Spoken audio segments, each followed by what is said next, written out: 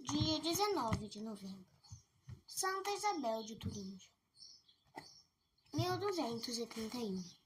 Santa Isabel, modelo de piedade e pureza para as almas virginais, exemplo de caridade e modéstia para casados, modelo de paciência para viúvas, espelho de todas as virtudes para ricos e pobres, nasceu na cidade de Crespude, na Hungria, no ano de 1205.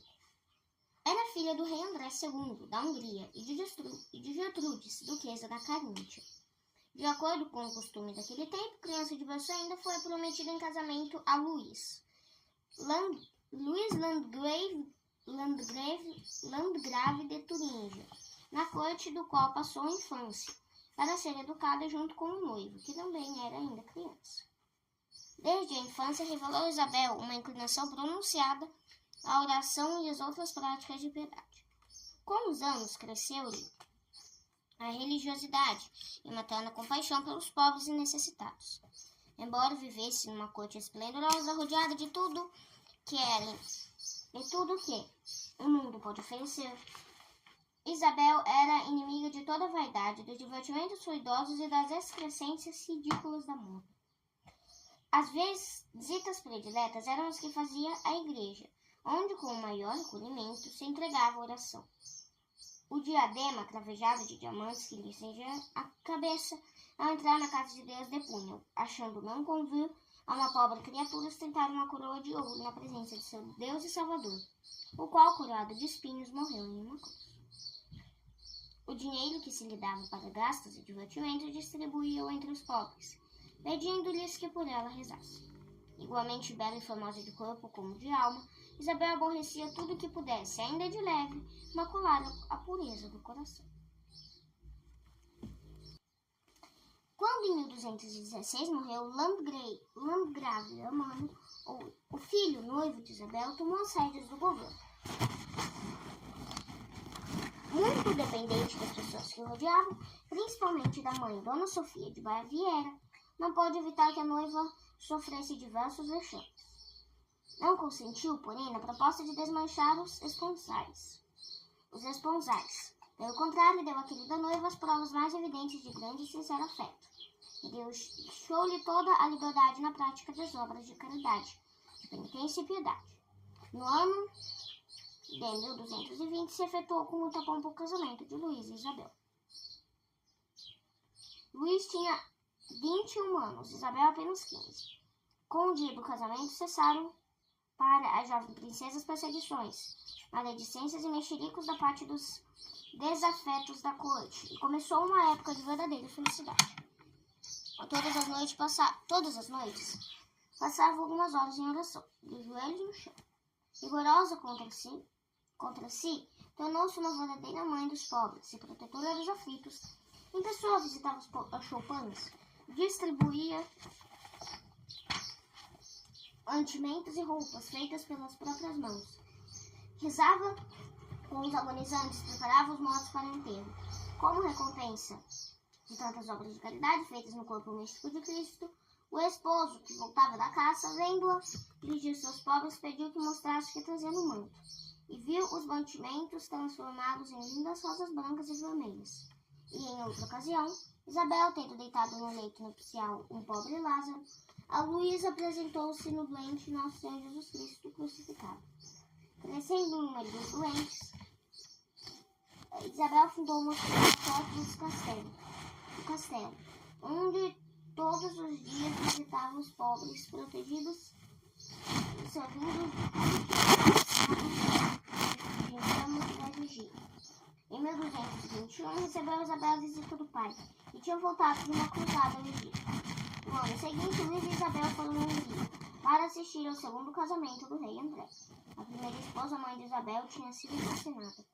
Foi pela mesma ocasião chegaram a Turingia os franciscanos. Isabel recebeu-os com muita honra e, com o consentimento do esposo, professou a regra da ordem terceira, sendo a primeira uma terceira na Alemanha. O próprio São Francisco de Assis mandou a duquesa se tornar agora espiritual sua velha capa, como símbolo da pureza e humildade. Isabel, vaidosa, recebendo de presente um vestido da última moda, não podia experimentar satisfação maior que Isabel ao receber de seu presente minha. Sempre que queria obter de Deus uma graça especial, cobria-se com esta capa, certo de que a atenção a seu santo servo Francisco não deixaria de atender. O professor de Santa Isabel foi Conrado de Marburgo, homem de vasta ciência, de costumes exemplares e de muita prática nas virtudes cristãs. Naquele tempo, exercia o cargo de comissário apostólico na Alemanha. Isabel deu em 1223 à luz o primeiro filho, a quem Luís deu o nome de Hermano, em homenagem ao pai. Para dar a conhecer publicamente o extraordinário regozijo que lhe causava o nascimento do filho primogênito, o duque mandou construir uma ponte sobre o rio Uerra e uma capela em estilo gótico. O céu concedeu ao piedoso casal mais 3 filhas. A mais velha, Sofia, casou-se com o duque Henrique II de Brabante.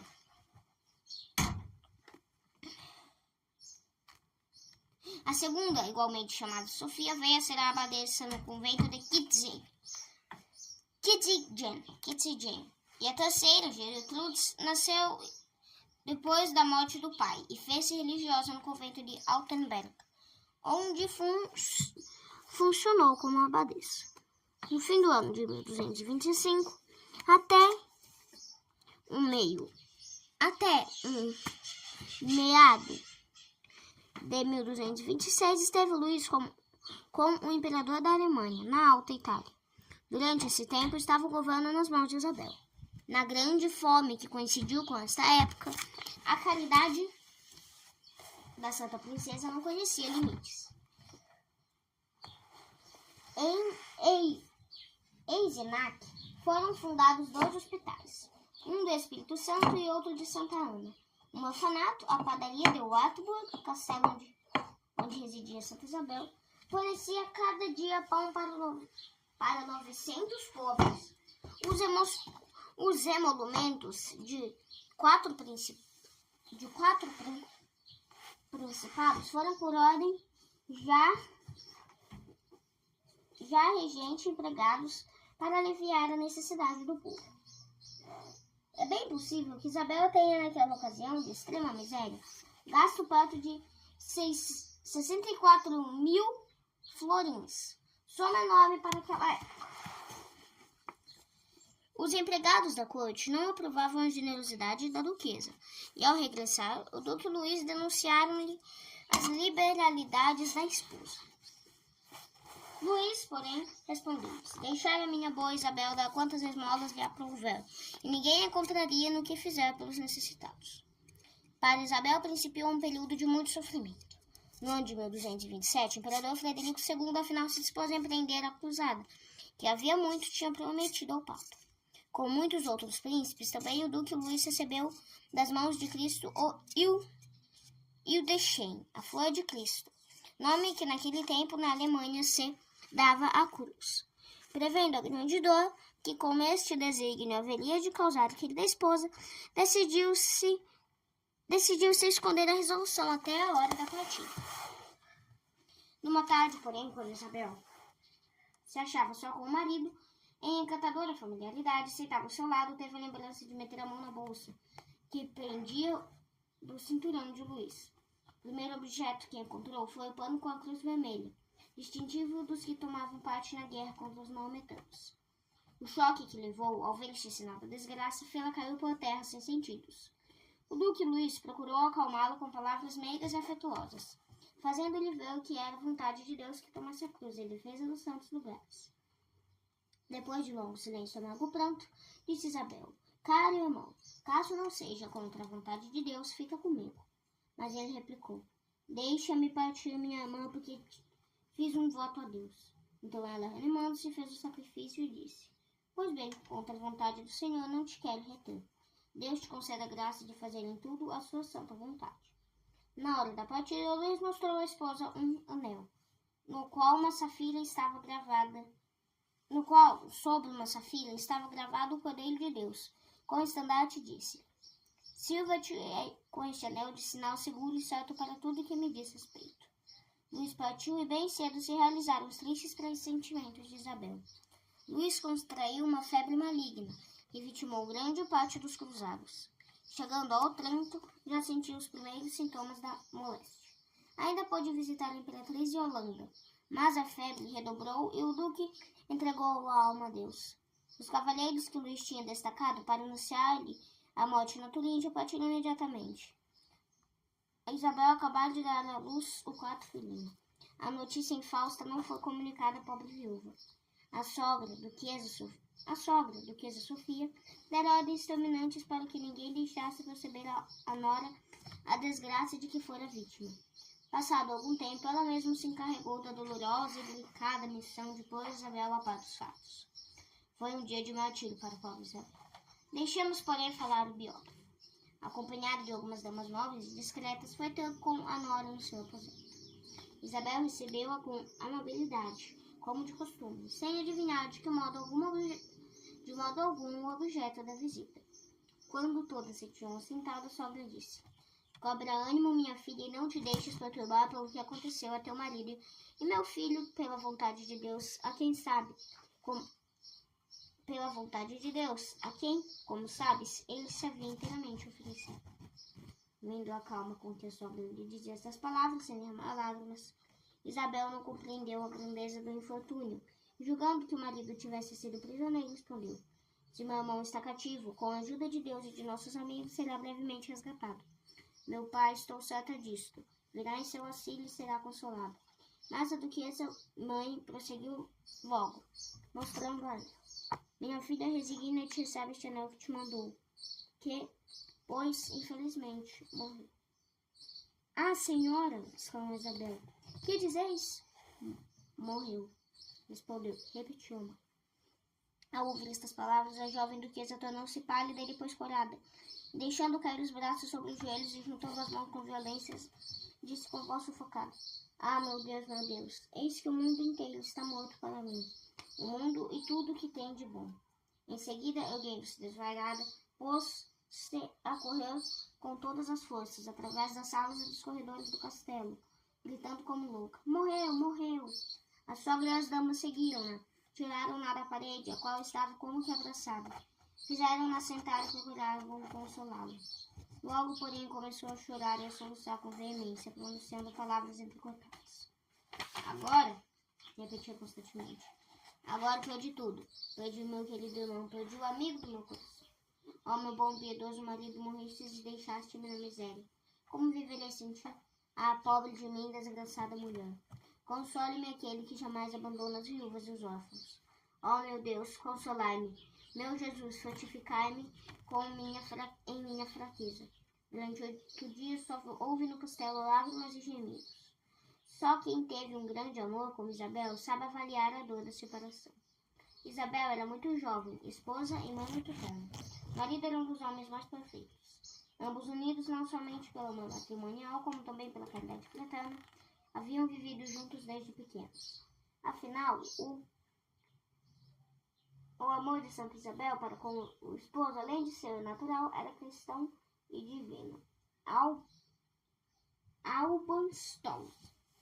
Apenas tinha passado o luto oficial, reapareceu no castelo a antiga antipatia contra a duquesa, cujo único defeito era, segundo eles, a vida por demais concentrada em Deus.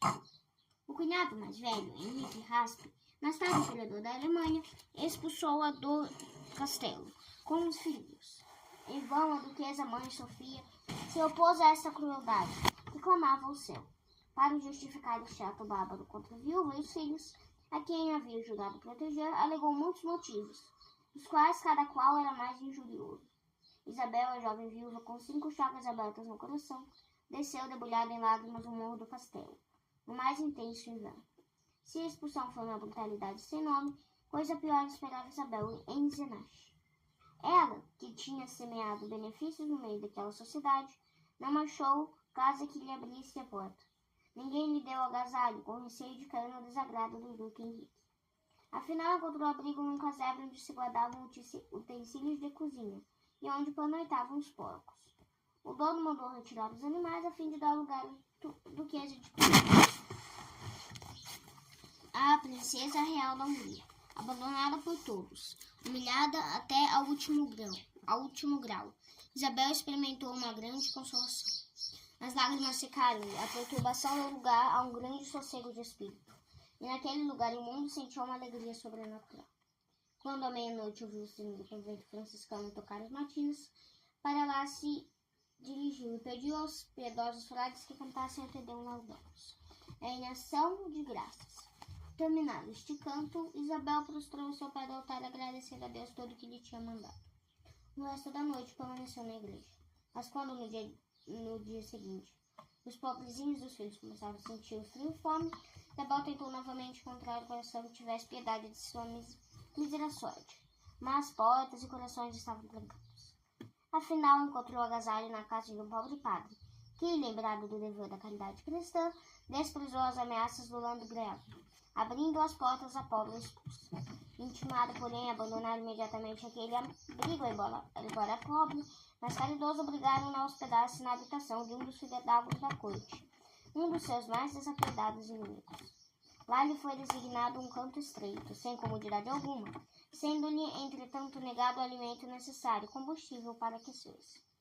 Só uma noite lá passou Isabel, e no dia seguinte agradeceu as muralhas nuas daquela pousada, não havendo nada que agradecer aos donos. Sem pouso para onde se dirigiu, procurou novamente o objeto estável. Ninguém lhe invejava. A miséria e os sofrimentos dos filhinhos cortavam-lhe o coração de Isabel. Por ação, Isabel, não sabendo mais a quem implorar, sentiu tentações contra a fé no amor de Deus. No auge do tormento, com Jesus exclamou: Meu Deus, por que me abandonaste? Algumas pessoas de confiança afinal se ofereceram a tomar conta dos filhos. Embora lhe sangrasse o coração de mãe, ao separar-se dos entes queridos, este sacrifício se impunha, se não quisesse deixar os filhos morrerem de fome e frio. Para ter o necessário sustento, Isabel vendeu ou empenhou todos os objetos preciosos que ele possuía, inclusive a aliança nupcial, e tratou de ganhar a vida fiando. Perdido o gosto das criaturas em consequência dos sofrimentos, necessidades e ignomínias, Isabel muitas vezes era favorecida por Deus com visões, revelações e consolos sobrenaturais. Quanto mais amava a Deus, tanto mais amizade consagrava a mãe de Jesus Cristo. Os anais franciscanos contavam visões e comunicações que Isabel teve de Nossa Senhora. Enquanto penava na miséria, a duquesa mãe relatou tudo o que tinha acontecido em referência a Isabel, a uma tia materna desta, Mechtildes, abadissa das beneditinas de Kittingen. 9 meses já tinham passado quando Mechtildes soube da triste sorte da sobrinha. Imediatamente mandou umas religiosas com carruagens a ela, com a ordem de trazer Isabel. A duquesa, muito satisfeita, aceitou o caridoso convite, não tanto por sua causa, mas por amor dos filhos, e passou 2 meses na doce solidão do mosteiro. Quando Egberto, príncipe bispo de Bamberg e tio materno de Isabel, a convidou para ir residir em seus estados. Para este fim, lhe pôs à disposição o castelo de Bodenstein. Para lá foi Isabel com os filhos e as fiéis servas, Isentrude e Guda. Tendo chegado a Bamberg, o príncipe bispo propôs à sobrinha que voltasse para a corte do pai na Hungria. Isabel, porém, recusou firmemente, de certo, para que ela sujeitasse mais a etiqueta da corte. Deu-lhe o bispo outro conselho: de aceitar o casamento com o imperador Frederico II, cuja esposa Yolanda tinha morrido. Isabel, ainda em vida do esposo, havia feito solene voto de jamais contrair novas núpcias. O prelado observou-lhe que era muito jovem para viver só.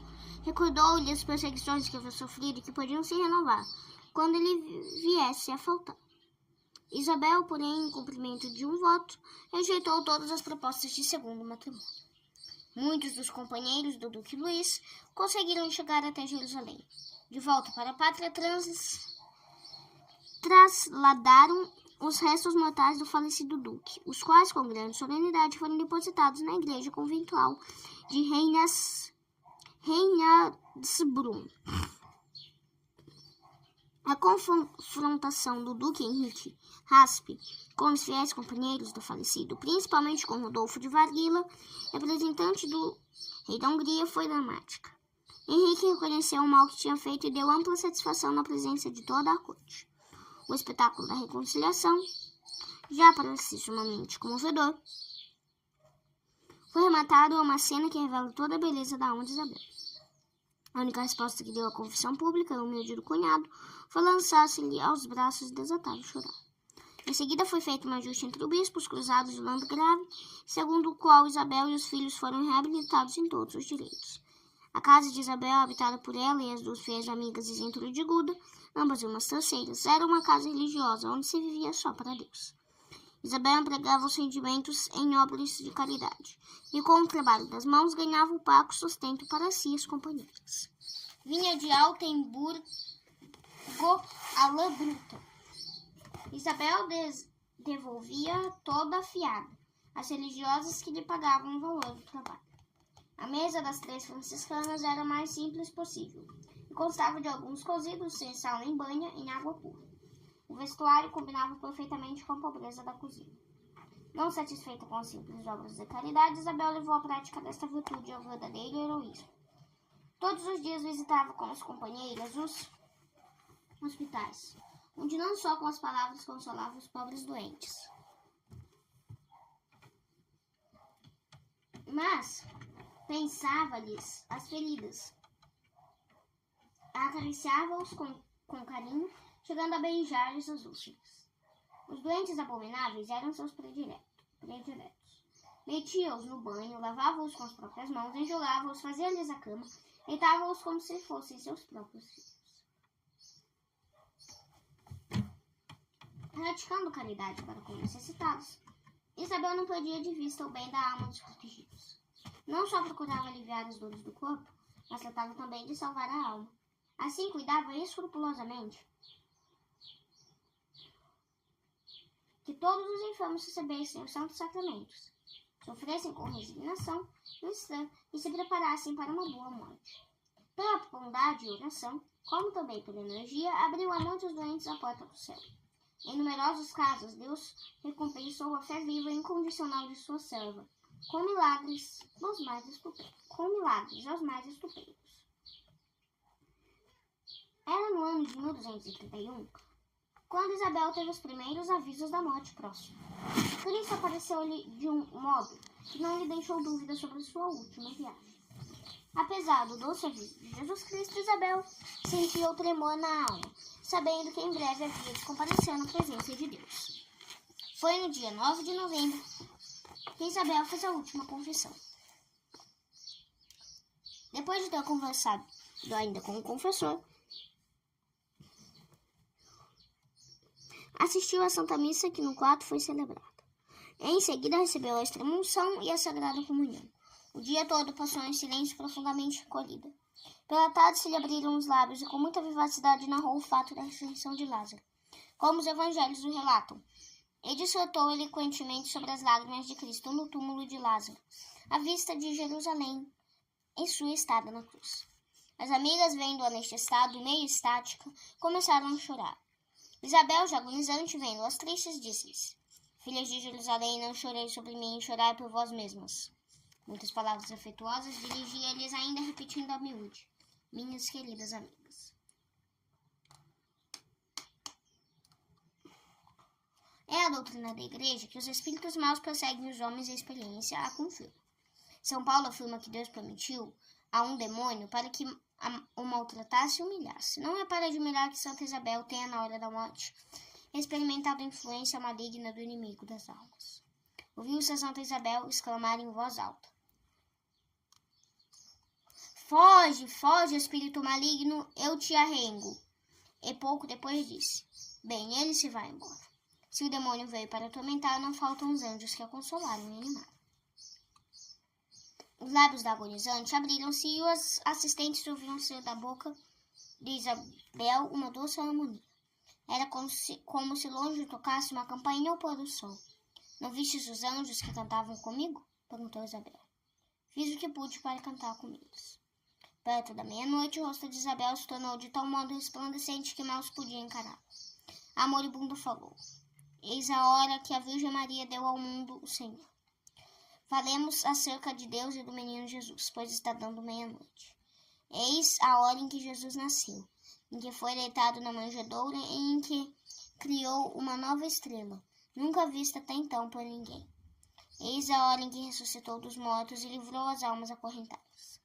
Assim livrará também a minha alma deste mundo de misérias, que a receba em suas mãos. Estou fraca, mas não sinto dor alguma. Rezou em alta voz por todas as pessoas presentes e enfim disse: Ó, Maria, vinde meu auxílio. Aproxima-se o momento em que Deus chama os amigos para as núpcias. Vem o esposo buscar a esposa. Depois em voz baixa: Silêncio, silêncio. Ao dizer estas palavras, abaixou a cabeça, caindo como em doce sono, e rendeu triunfante o último suspiro. A alma de Isabel tinha tomado voo para o céu, e no mesmo instante se encheu a casa de um delicioso perfume, e nos ares se ouviu a doce harmonia de vozes celestiais. O corpo inânime foi exposto na capela dos franciscanos, onde tantas horas passaram em oração. Uma multidão de povo veio prestar as últimas homenagens à futura santa. A dor era geral. O rosto da santa não parecia o de um cadáver. A beleza juvenil havia-lhe voltado em toda a frescura. No quarto dia da exposição, no corpo nenhum sintoma de decomposição acusava, e dele se exalava um delicioso perfume. Na véspera das exéquias foram observados no teto da igreja uma imensidade de pássaros, até então nunca vistos na Turíngia, reuniram as vozes ao canto das vésperas. Na noite em que morreu, Isabel apareceu ao irmão leigo Volkmar, do convento de Reinhardtsbrunn,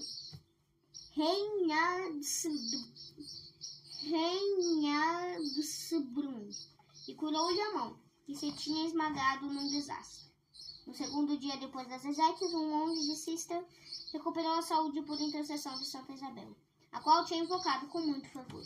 Maiores prodígios, porém, tiveram ainda lugar sobre o túmulo, desde os primeiros dias que lhe seguiram as exéquias. Míseros atacados de penosos enfermidades, surdos, coxos, cegos, alienados, leprosos, paralíticos, que tinham vindo, quiçá julgando-a viva ainda, implorar-lhe a generosidade, voltaram inteiramente curados depois de haverem orado na capela em que repousaram. Em atenção a estes milagres da santidade de Isabel, o Papa Gregório IX canonizou-a no ano de 1235, isto é, 4 anos depois do trânsito da santa. Em 1236 se realizou a soleníssima transladação das relíquias da santa, na qual tomaram parte 12 bispos, um sem número de sacerdotes, o próprio imperador Frederico II, muitos príncipes, uma imensidade de povo, e as 3 pessoas que mais fizeram sofrer a Isabel: a duquesa mãe e os duques Henrique e Conrado. O corpo da santa foi achado intacto, sem aparência de corrupção, e logo ao se abrir o túmulo, um perfume delicioso começou a exalar-se dos restos sagrados. Durante as solenidades, uma nova maravilha veio aumentar a admiração e o entusiasmo dos inúmeros presentes. Encontrou-se no fundo do caixão um óleo muito sutil e odorífero, que gotejava dos olhos da santa. À medida que se enxugavam as gotas depositadas, apareciam outras, quase imperceptíveis, formando assim uma espécie de orvalho misterioso. As relíquias de Santa Isabel repousaram durante 3 séculos numa igreja monumental, edificada em honra da santa em Marburgo. No ano de 1539, a igreja passou para o culto protestante, e o túmulo da Santa Isabel foi violado pelo duque Felipe de Hesse, descendente da santa. Intimado, porém, pelo imperador Carlos V, entregou as relíquias à ordem teutônica. O túmulo foi aberto novamente em 1854. Testemunhas oculares afirmam terem visto as relíquias, das quais saía um brilho como de prata. O governo não permitiu ao bispo de Fulda o exame mais minucioso. O caixão de chumbo tornou a ser enterrado. Oxalá que a igreja daquele da Santa Isabel abra outra vez as portas à fé que a construiu, e que nesses altares veneráveis seja oferecido novamente o santo sacrifício da missa, e o povo volte à profissão da fé primitiva e à devoção da querida santa, hoje esquecida no país, onde viveu, sofreu e se santificou. Reflexões. 12 regras de vida recebeu Santa Isabel do Confessor. Regras que merecem a atenção de todos os que aspiram à perfeição cristã. São as seguintes. Primeiro, sofrer com paciência os despreços no seio da pobreza voluntária. Segundo, dai a humildade o primeiro lugar no vosso coração.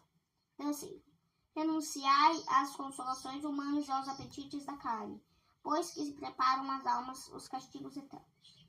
4. Sede sempre misericordioso para com os pobres. 5. Tende constantemente a lembrança de Deus gravada no fundo do coração. 6. Dai graças a Deus de haver, por sua morte, resgatado vossa alma do inferno e da morte eterna. 7. Assim como Deus sofreu por vosso amor, carregai pacientemente a vossa cruz. 8. Consagrai-vos inteiramente a Deus de corpo e alma. 9. Recordai-vos repetidamente que sois obra das mãos de Deus, e por conseguinte esforçai-vos para poderdes viver eternamente com ele. 10. Fazei ao próximo o que quereis que vos faça. 11. Considerai a brevidade desta vida, na qual morrem tanto os jovens como os velhos. Aspirai, pois, sempre à vida eterna. 12. 12.